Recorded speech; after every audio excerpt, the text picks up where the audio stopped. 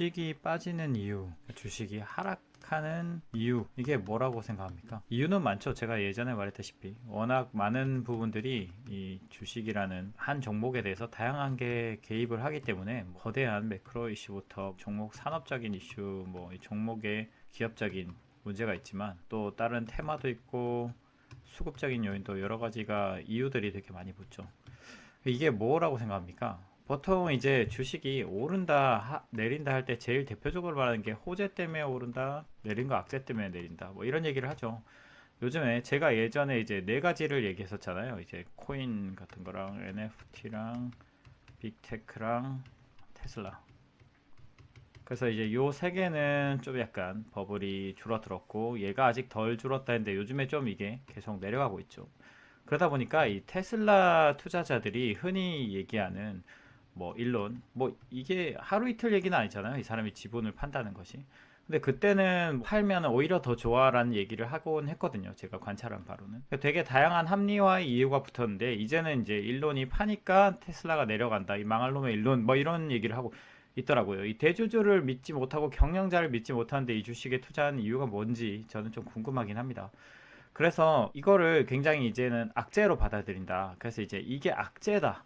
이것 때문이다. 그러니까 뭔가 주가가 빠지면 뭐 때문인지를 찾더라고요. 그게 일론인지 아니면 중국 상하이 뭐가 어떻게 됐니 이런 상황들을 자꾸 찾아내려고 노력을 하는데 제가 하고 싶은 말은 이 주가가 빠진 이유는 단순히 악재 때문이 아니다 라는 얘기를 하고 싶습니다. 이게 무슨 말이냐, 일단 그 얘기를 진행하기 전에 받아들이기 위해서는 사례가 필요하잖아요. 제가 사례를 몇 가지 보여드리겠습니다. 자, 이게 흔히 이 가치주라고 부르는 종목 중에 하나입니다.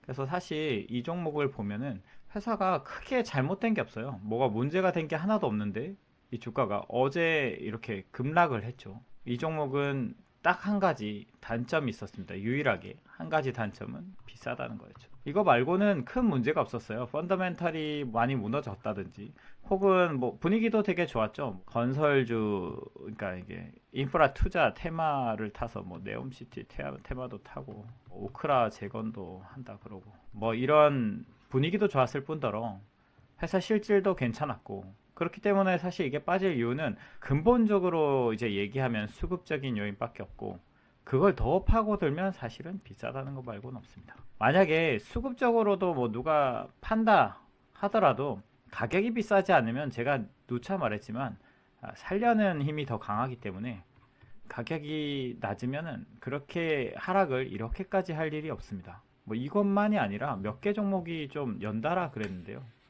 얘도 똑같이 빠졌습니다. 이것만도 아니에요. 사실 되게 많았고 종목들이 한 4-5개가 한꺼번에 동시에 빠졌는데 이거는 물론 어떤 집단이 매도를 했을 수도 있고 수급적인 이유가 있을 수도 있지만 제가 항상 얘기하는 건 가격이 비쌌다는 거죠. 그래서 저 아까 앞에 말했던 요 얘기들을 이어나가려고 한 건 아니고, 앞에 말했던 이 테슬라의 경우 이 가격이 되게 비싸다고 제가 누차 말했죠. 그래서 그 당시에 이제 1000불, 1200불, 지금은 이제 분할 기준으로는 400불 할 때 얘기를 했던 이유가 가격이 너무 비싸서 하락할 확률이 높다는 거죠.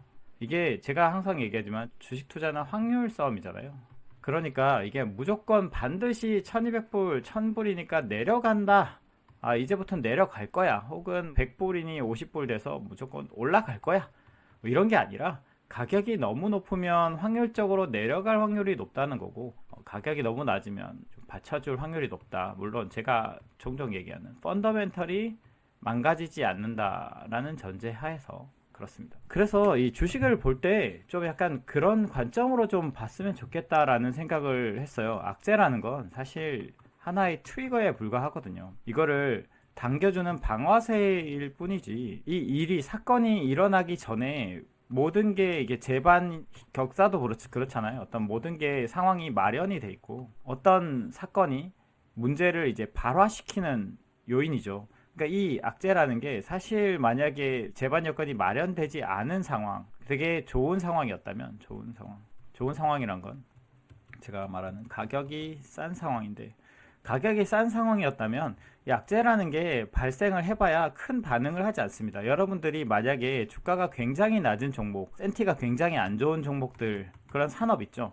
그걸 한번 관찰해 보세요. 뭐 대표적으로 건설업. 앞으로 안 좋아지겠죠. 계속 안 좋아질 텐데 이 종목들을 보면은 분명히 앞으로 펀더멘탈이 계속 망가질 텐데 망가지는 동안 주가를 한번 관찰해 보십시오. 생각보다 더 이상 반응하지 않는 국면이 나올 겁니다. 뭐 건자재나 뭐 건설업이나 이 펀더멘탈이 괜찮다는 전제하에서 분명히 이제는 더 앞으로 안 좋아질 일만 남았는데 바닥을 치고 오르는 상황도 발생할 거다. 그래서 굉장히 이 과매도 국면에서는 제가 얘기했지만 악재 반응성이 낮고 과매수 국면에서 오버슈팅 하는 국면에서는 호재 반응성이 낮습니다. 악재 반응성이 높고요.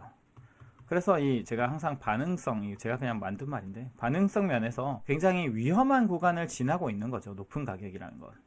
그러니까 제가 항상 어떤 종목이든 간에 버블이 많이 껴있는 종목들을 얘기할 때 이 구간에서 좀 위험하다라고 하는 거는 주가가 단순히 많이 올랐다라는 게 아니라 가치 대비 가치가 만약에 꾸준히 가치 속도가 비슷하게 올라가주면 상관이 없어요. 근데 가치가 올라간 속도보다 가격이 너무 빨리 올라가서 기대감이 너무 많은 경우 그런 경우가 문제가 되는 겁니다.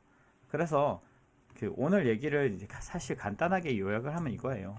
개별 주를 얘기하는 겁니다. 전체 지수나 어떤 흐름을 봤을 때는 사실 랜덤 워크지만 확률적으로 악재 때문인가 뭐 호재 때문인가 이런 얘기를 이제 제일 많이 하죠. 이제 사람들이 기본적으로 인컴 스테이트먼트 기준으로 봐서 그렇고 단편적으로 이게 단기적으로 자꾸 보려니까 악재와 호재를 찾고 뭐 수익이 악화됐다 좋아졌다 좋아질 거다 안 좋아질 거다 이런 전망만 보는데 사실 어떻게 보면 이 회사가 가진 어떤 가치 본질 가치 를 측정해서 그거보다 너무 위로 가 있으면 이런 일들이 조금이라도 일어나면 주가가 내려가기 마련입니다. 중력처럼 끌어내리거든요, 주가를. 그러니까 사실 우리는 이거를 위로 가는 거에 베팅을 하고 싶어서 돈을 벌고 싶어서 위로 가는 종목을 자꾸 찾는데 사실은 확률적으로는 굉장히 위험하다. 차라리 내려가 있는 종목을 찾는 게 낫죠. 이런 얘기도 하고 싶어요. 사실 우리가 로또를 보잖아요. 그러면 로또는 항상 1등이 생깁니다. 1등이 항상 발생하죠. 근데 우리가 이 로또를 보면서 저 1등이 어떤 전략을 썼는지 물론 이런 걸 분석하는 분들도 계시지만 어떤 전략을 썼는지 항상 궁금해하면서 막 이거를 골몰하진 않잖아요. 저거는 운이다. 확률이 뭐 몇백만 분의 1이니까 사실상 내가 당첨할 확률은 적고 그냥 재미로 사는 거다. 이 정도로 생각을 하지. 이거를 전략적으로 접근해서 몇 번에 얼마를 베팅하고 뭐 이런 고민을 하진 않죠. 운이라고 생각하기 때문에. 사실 그래서 제가 아까 얘기한 확률이 우호적인 베팅을 계속 해야 되는 거거든요. 근데 이거는 불리한 베팅이잖아요. 그러니까 이제 우리가 이거를 전략적으로 하지 않는 이유는 내가 불리한 베팅이라고 생각하기 때문입니다. 그러면 아까 말했던 위로 올라서 더 가는 주식이 있죠. 이게 아까 말한 로또 1등이랑 같은 겁니다. 확률적으로 좀 낮은 상황인 거죠. 확률이 낮지만 발생은 하죠.